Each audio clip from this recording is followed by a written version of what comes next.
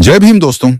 Gwalior high court में चल रहे सबसे गंभीर विवाद में बाबा साहब डॉक्टर भीमराव अंबेडकर की प्रतिमा को लेकर कुछ गिरे हुए विचारधारा के कुछ मुट्ठी भर मनुवादी वकीलों द्वारा बाबा साहब अंबेडकर के प्रतिमा स्थापित करने का विरोध किया जा रहा है और बाबा साहेब की प्रतिमा को लगने से रोक रहे हैं, जिन्होंने भारत को संविधान और समता, समानता और भाईचारे का पाठ पढ़ाया।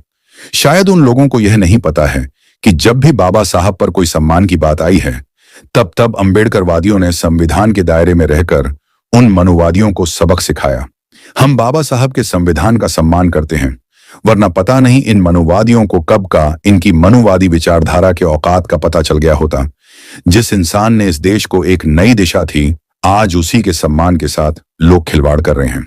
जिस व्यक्ति का अपमान होते देख पूरे देश में तूफान आ जाता है और देश भी संविधान और अंबेडकरवादियों का साथ देता है, तो क्या अब बाबा साहब की हस्ती को इन मनुवादी विचारधारा के लोग मिटा पाएंगे? बाबा साहब ये जानते थे, इसीलिए मनवादियों के लिए जाते जाते एक आग का शोला बनकर गए हैं। और यह आग कभी न बुझने वाली चिंगारी है। वह जानते थे कि हमारे ना रहने के बाद यह मनुवादी विचारधारा के लोग संविधान बदलने की कोशिश करेंगे। इसीलिए उन्होंने संविधान पर लिखकर गए हैं, इंडिया दैट इज भारत। इसीलिए लिखा था क्योंकि यह नाम देश की ऐतिहासिक पहचान और आधुनिक वास्तविकता दोनों को समाहित करता था। उन्होंने सभी समुदाय के लिए कार्य किया। आज फिर भी उन्हीं की प्रतिमा के कुछ गंदी सोच के लोग बाबा साहब की प्रतिमा स्थापित करने नहीं दे रहे हैं। अब यह आंदोलन तब तक चलेगा जब तक ग्वालियर हाई कोर्ट में बाबा साहब डॉक्टर भीमराव अंबेडकर की प्रतिमा स्थापित नहीं हो जाती।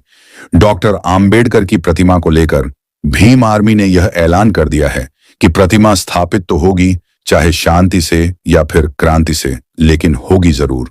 बाबा साहब सिर्फ एक समुदाय के मसीहा नहीं थे, वह सभी समुदाय के मसीहा थे।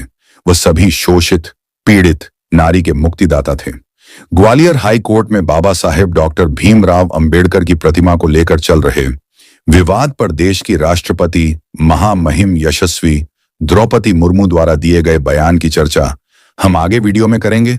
उससे पहले हम चाहेंगे कि इस वीडियो को ज्यादा से ज्यादा लोगों तक पहुंचाने में हमारी मदद करें।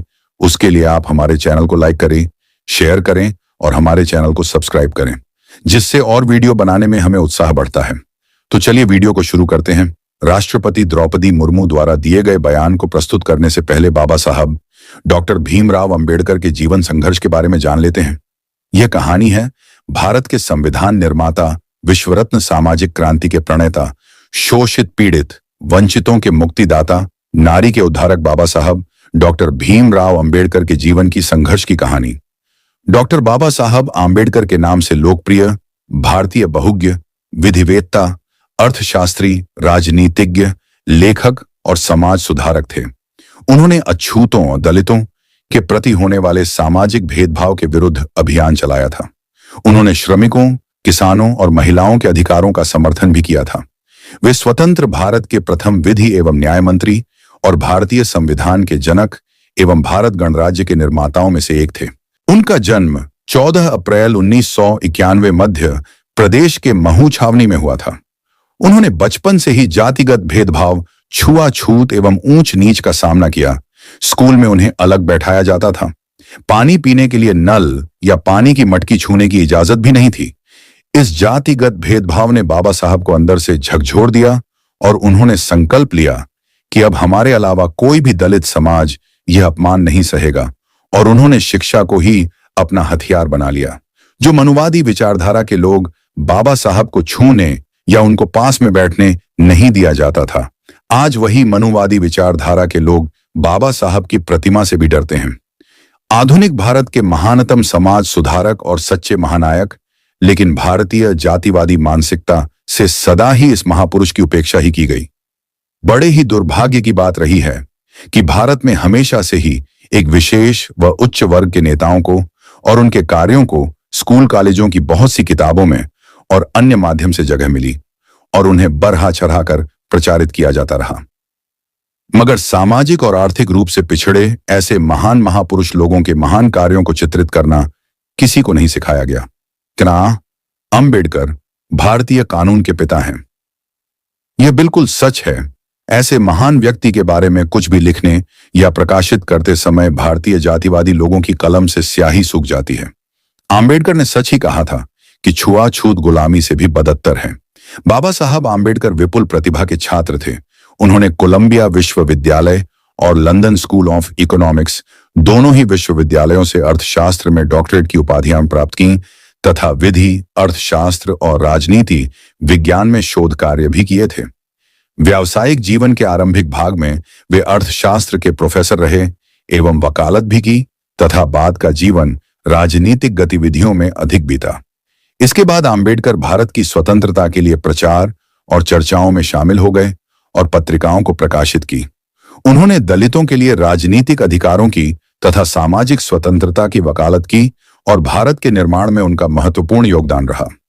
वह भारत के सबसे बड़े एवं प्रतिभाशाली वकील थे। हिंदू धर्म में व्याप्त कुरीतियों और छुआछूत की प्रथा से तंग आकार सन 1956 में उन्होंने बौद्ध धर्म अपना लिया था।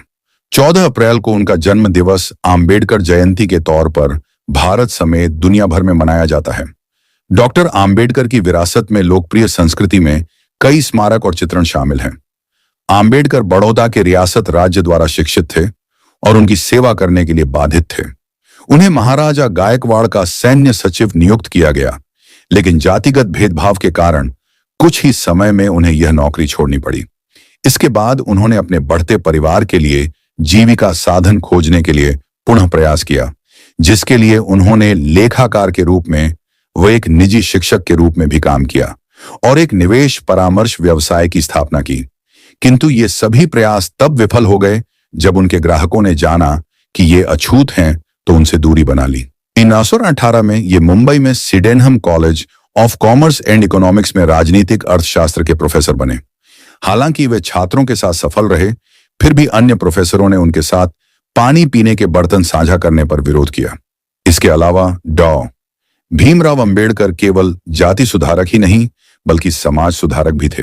भारत सरकार अधिनियम 1919 तैयार कर रही साउथ ब्यूरो समिति के समक्ष भारत के एक प्रमुख विद्वान के तौर पर आंबेडकर को साक्ष्य देने के लिए आमंत्रित किया गया। इस सुनवाई के दौरान आंबेडकर ने दलितों और अन्य धार्मिक समुदायों के लिए अलग निर्वाचिका और आरक्षण देने की वकालत की।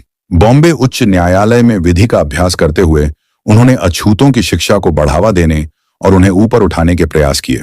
उनका पहला संगठित प्रयास केंद्रीय संस्थान बहिष्कृत हितकारिणी सभा की स्थापना थी, जिसका उद्देश्य शिक्षा और सामाजिक आर्थिक सुधार को बढ़ावा देने के साथ ही अवसादग्रस्त वर्गों के रूप में संदर्भित बहिष्कार के कल्याण करना था।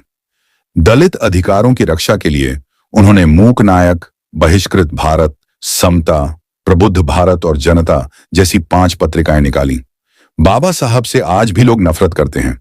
उन्होंने तो सभी समुदाय के लोगों के लिए बहुत कुछ किया है। क्यों? बाबा साहब की प्रतिमा नहीं लगने दे रहे हैं। बाबा साहब की मूर्ति को लेकर ग्वालियर हाईकोर्ट में विवाद चल रहा है, जहां बाबा साहब की मूर्ति को लेकर कुछ लोग उनके सम्मान के साथ खिलवाड़ कर रहे हैं। यह कहानी सिर्फ एक मूर्ति की नहीं बल्कि उस विचारधारा की है जो आज भी समाज को बांटने की कोशिश कर रहा है। तो चलिए शुरू करते हैं ग्वालियर हाई कोर्ट में चल रहे उस विवाद की जो दुनिया भर में चर्चा का विषय बना हुआ है।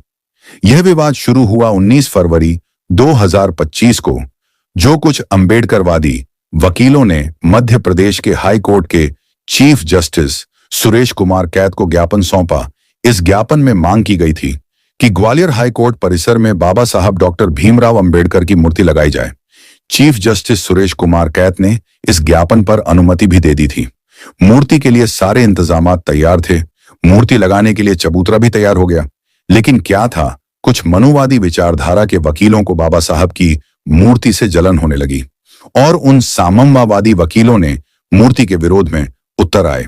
ये लोग कहते हैं कि हाई कोर्ट परिसर में मूर्ति लगाना सुप्रीम कोर्ट के आदेशों के खिलाफ है। अब सवाल यह है कि जब सुप्रीम कोर्ट और जबलपुर हाई कोर्ट परिसर में बाबा साहब डॉक्टर भीमराव अंबेडकर की मूर्ति लगी है, तो फिर ग्वालियर हाई कोर्ट में क्यों नहीं लग सकती? यह विरोध केवल एक मूर्ति का ही नहीं बल्कि उस विचारधारा है जिसने बाबा साहब को चुनौती दी। यह विरोध उस समाज है जिसके लिए बाबा साहब ने कुर्बानी दी। इस मामले में भीम आर्मी चीफ और नगीना सांसद चंद्रशेखर आजाद साहब आगे आए और उन्होंने कहा कि बाबा साहब की मूर्ति तो लगेगी, इसके लिए चाहे जितना भी हमें संघर्ष करना पड़े, हम करेंगे। इसके बाद तनाव तब बढ़ गया जब 17 मई 2025 को भीम आर्मी के कुछ कार्यकर्ताओं को मनुवादी वकीलों द्वारा पीटा गया और वहां खड़ी पुलिस प्रशासन के लोग सिर्फ तमाशा देखते रहे। यह सवाल सिर्फ एक मूर्ति का नहीं है दोस्तों, यह सवाल है बाबा साहब के सम्मान का, यह सवाल है बाबा साहब के संविधान के सम्मान का, और यह सवाल है उस समाज के सम्मान का जिसको हजारों सालों से दबाया गया। आखिर क्यों कुछ मनुवादी विचारधारा के लोग आज भी बाबा साहब की मूर्ति से नफरत हैं? तो चलिए हम आपको बताते हैं कि मनुवाद एक ऐसी विचारधारा है जो समाज को छुआछूत, ऊंच नीच, जरेनियापात, भेदभाव को जकड़े रखना चाहती है। यह वह सोच है जो कुछ लोग कहते हैं कि कुछ लोग जन्म से ही श्रेष्ठ होते हैं और कुछ लोग जन्म से ही नीच होते हैं। बाबा साहब ने इस मनुवादी विचारधारा को जड़ से खत्म करने का संकल्प लिया। उन्होंने कहा, जाति कोई ईश्वरीय व्यवस्था नहीं है, यह मानव निर्मित है और इसे खत्म किया जा सकता है। लेकिन आज भी कुछ लोग इसका पीछा नहीं छोड़ रहे हैं। ग्वालियर हाई कोर्ट में मूर्ति का विरोध करने वाले कुछ वकील कहते हैं कि यह न्यायपालिका के गरिमा के खिलाफ है। लेकिन सवाल यह उठता है कि क्या बाबा साहब की मूर्ति का लगना अपमान है या फिर उनका विरोध करना संविधान का अपमान है? बाबा साहब वह शख्सियत है जिन्होंने हमारे भारत का संविधान लिखा, जिससे हमारा देश चलता है, और कुछ मुट्ठी भर लोग आज उन्हीं के खिलाफ हैं। उनकी प्रतिमा सिर्फ एक प्रतिमा ही नहीं, बल्कि समानता, न्याय और स्वाभिमान का प्रतीक है। कुछ लोग बाबा साहब की प्रतिमा से आज भी डरते हैं। क्यों? क्योंकि बाबा साहब ने इनके पाखंड की पोल खोली, हजारों सालों से हो रहे दलित समाज पर शोषण के विरुद्ध लड़ना सिखाया, और उन्होंने बताया कि शिक्षा, संगठन और संघर्ष ही हमारा सबसे बड़ा हथियार है, जिससे हर व्यक्ति अपने हक व अधिकार को हासिल कर सकता है। बाबा साहब का सपना था ऐसा भारत जहां कोई जात पात, उच्च नीच का भेदभाव न हो, जहां हर व्यक्ति को शिक्षा, रोजगार व समान अधिकार मिले। लेकिन क्या उनका सपना पूरा हुआ? आंशिक रूप से हां, लेकिन ग्वालियर जैसे विवाद हमें यह बताते हैं कि अभी लंबा रास्ता तय करना बाकी। बाबा साहब का कहना था कि शिक्षित रहो, संगठित रहो और संघर्ष करो, ये उनके मूल मंत्र थे, और यही वह सफलता का रास्ता है जिसे हमें अपनाना है। ग्वालियर हाई कोर्ट में जो हो रहा है, यह सिर्फ एक मूर्ति का विरोध नहीं है, यह वह मानसिकता का विरोध है जो बाबा साहब ने अपने जीवन भर लड़ी। बार एसोसिएशन के कुछ मनुवादी वकील कहते हैं कि मूर्ति लगाने की अनुमति नहीं दी गई, लेकिन कुछ अंबेडकरवादी वकील जैसे विश्वजीत रथुनिया और धर्मेंद्र कुशवाहा कहते हैं कि चीफ जस्टिस सुरेश कुमार कैत ने अनुमति दी थी। इसके लिए वकीलों और आम लोगों द्वारा चंदा दिया गया था। फिर इन लोगों को बाबा साहब की मूर्ति से आपत्ति किस लिए? 10 मई 2025 को विरोध करने वाले वकीलों ने मूर्ति लगाने वाले चबूतरे पर तिरंगा फहराया और कहा कि राष्ट्रीय ध्वज के आगे कोई बड़ी मूर्ति नहीं। लेकिन अब सवाल यह है कि क्या बाबा साहब की मूर्ति के आगे तिरंगे का अपमान है? नहीं, बिल्कुल नहीं। उन्होंने राष्ट्रीय प्रतीक के रूप में अपनाया गया अशोक स्तंभ, जो शेर के रूप में जाना जाता है, तथा भारतीय राष्ट्रीय ध्वज में धम्म चक्र, जो दोनों सारनाथ में एक अशोक स्तंभ के रूप है, इनका श्रेय भी बाबा साहब अंबेडकर को ही दिया जाता है। फिर तिरंगे का अपमान कैसे हुआ? बाबा साहब ने संविधान को लिखा और अब दलित समाज अपना हक पाना चाहता है। वहीं दूसरी ओर नगीना सांसद चंद्रशेखर आजाद की भीम आर्मी के कार्यकर्ताओं ने सड़कों पर उतरकर प्रदर्शन किया।